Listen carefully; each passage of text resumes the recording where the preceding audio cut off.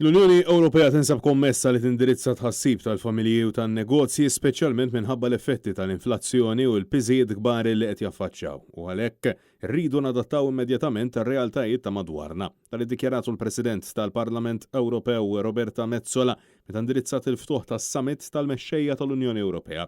Fi Brussell Metsola qalet li hemm bżonn li nħarsu mill-ġdid lejn il-budget Ewropew dan għaliex hemm bżonn flessibilità akbar u aktar riżorsi. Rridu nisimgħu it-tħassib tal-familji u tan-negozji, qalet Roberta Metsola. Giant leaps are needed.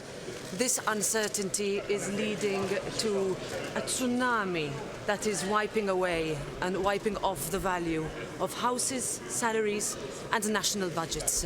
We can keep our bills down, we can cushion the economic and social impacts of this crisis, we can make sure that our families, our businesses can pay their bills. Il-President tal-Parlament Ewropew tkellmet ukoll dwar l-Ukrajina u insistiet fuq il-bżonn ta' aktar sanzjonijiet kontra r-Russja, aktar appoġġ militari għal Kiev u ġustizzja vera kontra dawk li wettqu reati tal-gwerra. Hawn jappella tal-laqda fost il-pajjiżi Ewropej sabiex ikunu front wieħed. Fl-aħħar tad-diskors tagħha Metsola semmit b'mod speċifiku lil Moldova u qalet li dan il-pajjiż jeħtieġ assistenza immedjata.